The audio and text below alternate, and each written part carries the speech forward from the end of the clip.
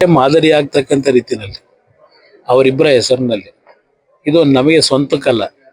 ಇದರಲ್ಲಿ ಯಾವುದೇ ರೀತಿಯಲ್ಲಿ ನಮ್ಮ ಕುಟುಂಬದ ಸದಸ್ಯರುಗಳ ಒಂದು ಯಾವುದೇ ರೀತಿಯಲ್ಲಿ ಇದರಲ್ಲಿ ನಾವು ಮೂಗು ತೋರಿಸ್ತಕ್ಕಂಥ ಪ್ರಶ್ನೆ ಇಲ್ಲ. ಒಂದು ಸಾರ್ವಜನಿಕವಾಗಿ ಸಾರ್ವಜನಿಕರಿಗೆ ಒಂದು ಉತ್ತಮ ಅಂತ ರೀತಿಯ ಪ್ರಾಮಾಣಿಕವಾಗಿ ಜನಸೇವೆ ಮಾಡ್ತಕ್ಕಂಥವ್ರನ್ನ ಗುರುತಿಸಿ ಈ ಸ್ಥಳದಲ್ಲಿ ಏನೊಂದು ನೋಡ್ಕೊಳ್ತಕ್ಕಂಥ ವಿಷಯದಲ್ಲಿ ಒಂದು ಪ್ರಾಮಾಣಿಕವಾಗಿರ್ತಕ್ಕಂಥವ್ರನ್ನ ಸೆಲೆಕ್ಟ್ ಮಾಡಬೇಕು ಅಂತ ಇದ್ದೇನೆ.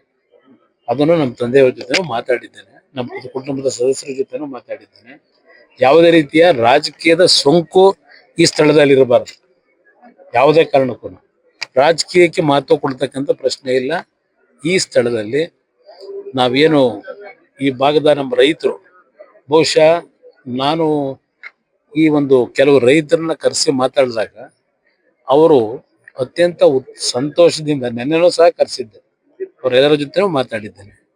ಅವ್ರಿಗೆ ಏನು ಸಂತೃಪ್ತಿಯಾಗಿ ಈ ಭೂಮಿಯನ್ನು ಸಂತೋಷ ಬಿಟ್ಕೊಡ್ತಕ್ಕಂಥದ್ದಕ್ಕೆ ಅವ್ರು ಏನು ನಮ್ಮಿಂದ ನಿರೀಕ್ಷೆ ಮಾಡಿದ್ರು ಅದು ಎಲ್ಲ ರೀತಿಯಲ್ಲೂ ಆ ನಿರೀಕ್ಷೆಯನ್ನ ಮಾಡಿಕೊಟ್ಟಿದ್ದೇವೆ. ಮುಂದೆನೂ ಸಹ ಆ ಕುಟುಂಬಗಳಿಗೆ ಈ ಜಾಗದಲ್ಲಿ ಅವ್ರ ಕುಟುಂಬದಲ್ಲಿ ಕೆಲವರು ಬದುಕ್ತಕ್ಕಂಥದ್ದಕ್ಕೆ ಅವ್ರಿಗೂ ಅವಕಾಶಗಳಿದ್ದಾರೆ ಹೇಳಿದ್ದಾನೆ. ಅವರಿಗೆ ದುಡಿಮೆ ಮಾಡಿ ಬದುಕ್ತಕ್ಕಂಥದ್ದಕ್ಕೆ ಅವ್ರಿಗೆ ಏನು ಇಲ್ಲಿ ಮುಂದಿನ ದಿನಗಳ ಅನುಕೂಲ ಆಗ್ತದೆ ಅದೆಲ್ಲವನ್ನು ವಿವರಿಸಿದ್ದೇನೆ. ಇದು ನಾಡಿನ ಜನತೆಗೆ ಸಮರ್ಪಣೆ ಮಾಡ್ತಕ್ಕಂಥ ಜಾಗ ಇದು ಅವರಿಬ್ಬರ ಹೆಸರಿನಲ್ಲಿ. ಇದರಲ್ಲಿ ನಮ್ಗೆ ಯಾವುದೇ ರೀತಿಯ ನಮ್ಮ ಕುಟುಂಬದ ಇನ್ವಾಲ್ವ್ಮೆಂಟು ಓನ್ಲಿ ಡೆವಲಪ್ಮೆಂಟ್ ಇರ್ಬೋದು, ಪ್ಲಸ್ ಜನರಿಗೆ ಇಲ್ಲಿ ಏನು ಆಗಬೇಕಾಗ್ತದೆ, ಅನಾಥ ಮಕ್ಕಳಿಗೆ, ಅಲ್ಲಿಂದ ಅವರ ವಯಸ್ಸಾಗಿರ್ತಕ್ಕಂಥವ್ರಿಗೆ, ನಮ್ಮ ರೈತ ಬಂಧುಗಳಿಗೆ ಕೆಲವು ರಿಸರ್ಚ್ನ ಮಾಡ್ತಕ್ಕಂಥ ಒಂದು ಸೆಂಟರ್ ಇಲ್ಲಿ ಆಗಬೇಕು ಅಂತಕ್ಕಂಥದ್ದು ಏನಿದೆ, ಒಂದು ಸಂಸ್ಕೃತ ಪಾಠಶಾಲೆಯನ್ನ ನಿರ್ಮಾಣ ಮಾಡ್ತಕ್ಕಂಥದ್ದು, ಹೀಗೆ ಹಲವಾರು ರೀತಿಯ ಯೋಜನೆಗಳನ್ನ ಇಲ್ಲಿ ಹಮ್ಮಿಕೊಂಡಿದ್ದೇವೆ.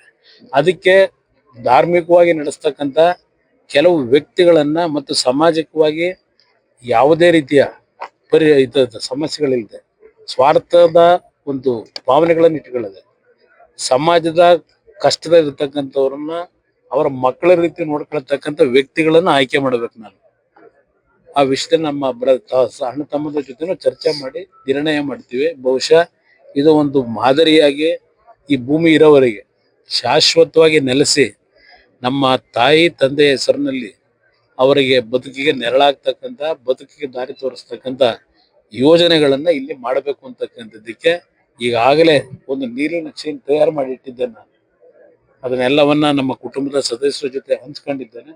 ಎಲ್ಲರ ಸಹಕಾರ ಇದೆ. ಅದನ್ನ ಇಲ್ಲಿ ಪ್ರಾರಂಭ ಮಾಡತಕ್ಕಂಥದ್ದು ಬಹುಶಃ ಇನ್ನೊಂದು 15-20 ದಿವಸಗಳ ನಂತರ ಪ್ರಾರಂಭ ಮಾಡಿ 2-3 ವರ್ಷದೊಳಗೆ ಈ ನಾಡಿನ ಜನತೆಯ ಒಂದು ಬಡವರಿಗೆ ಯಾವ ರೀತಿ ಅನುಕೂಲಗಳಾಗಬೇಕು ಅದನ್ನ ಕಾರ್ಯಕ್ರಮ ಪ್ರಾರಂಭ ಮಾಡಬೇಕು ಅನ್ನೋದು ನಮ್ಮ ಉದ್ದೇಶ ಇಟ್ಟಿದೆ.